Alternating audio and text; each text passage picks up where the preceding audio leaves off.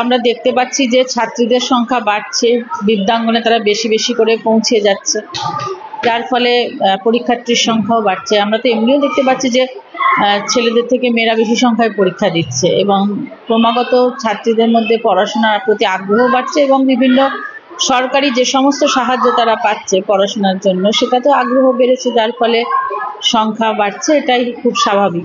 গত বছরের থেকে এবছর মুর্শিদাবাদ জেলায় বাড়ল মাধ্যমিক পরীক্ষার্থীর সংখ্যা। ছাত্রদের তুলনায় উল্লেখযোগ্যভাবে বেশি সংখ্যায় ছাত্রীরা পরীক্ষায় বসতে চলেছেন। মুর্শিদাবাদে এবছর মোট মাধ্যমিক পরীক্ষার্থীর সংখ্যা 94,448, ছাত্র সংখ্যা 41,695, ছাত্রীদের সংখ্যা 52,753। অর্থাৎ এবছর মুর্শিদাবাদে ছাত্রদের তুলনায় ছাত্রীদের সংখ্যা 11,000 বেশি। 2024-এর থেকে এবছর মুর্শিদাবাদ জেলায় মোট পরীক্ষার্থীর সংখ্যাও বেড়েছে।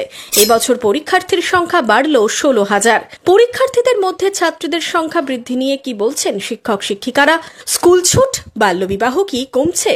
মফস্বলের স্কুলগুলির কি ছবি? তো করোনার পরে ছাত্রছাত্রীদের যারা বাইরে থেকে এসে থাকতো তারা অনেক ড্রপ আউট হয়ে যেত, অন্য স্টেটে চলে যেত।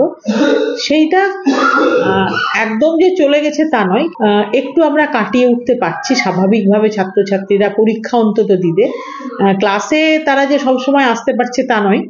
দরিদ্র পরিবারের ছেলে মেয়েরা এখনো একটু বড় হলেই তারা বিভিন্ন দোকানে টোকানে কাজে লেগে যাচ্ছে, কিন্তু মোটের উপরে পরীক্ষার সময়টা তারা স্কুলে আসে।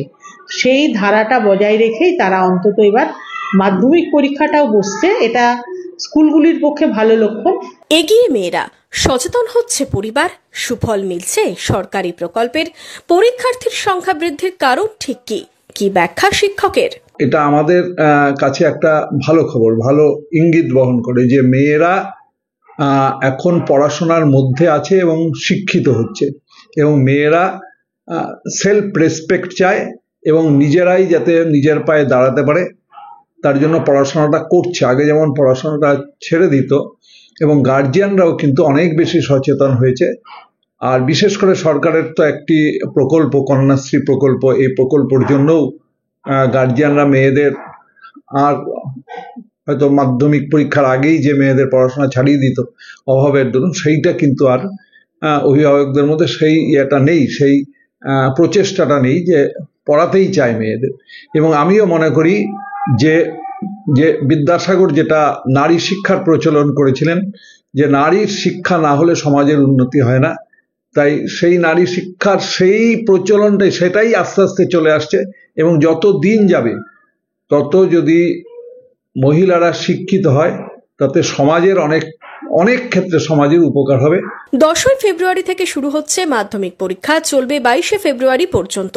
এবছরও বিশেষ ব্যবস্থা মাধ্যমিক পরীক্ষা ঘিরে। প্রতিটি পরীক্ষা কেন্দ্রের ব্যবস্থা খতিয়ে দেখতে আগেভাগে জেলা পরীক্ষা কেন্দ্রগুলি পরিদর্শন করেছেন প্রতিনিধি দল। নিরাপত্তায় থাকছে সিসিটিভিও। পর্যাপ্ত জলের ব্যবস্থা, টয়লেট এবং নিরাপত্তা ব্যবস্থা ঠিকঠাক থাকে, সেগুলো আমরা এখন ভিজিটে বেরিয়েছি পরীক্ষার আগে দিয়ে, সেই জিনিসগুলো আমরা দেখে নিচ্ছি। নিরাপত্তার ব্যাপারটা এবং মোবাইল স্ট্রিক্টলি প্রহিবিটেড আছে।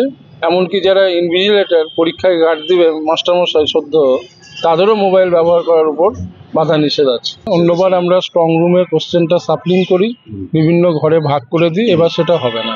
এবার ডাইরেক্ট প্যাকেট সহ প্রশ্ন একদম যে ঘরে পরীক্ষার্থীরা তাদের উইটনেস নিয়ে, সাহায্য নিয়ে সেখানে খুলে আমরা ডিস্ট্রিবিউট করব। সুষ্ঠুভাবে পরীক্ষা পরিচালনার ক্ষেত্রে ইতিমধ্যেই মধ্যশিক্ষা পর্ষদের গাইডলাইন প্রকাশিত হয়েছে। বহরমপুর থেকে রামচন্দ্র বিশ্বাসের রিপোর্ট, ইমাজিন কমিউনিটি মিডিয়া।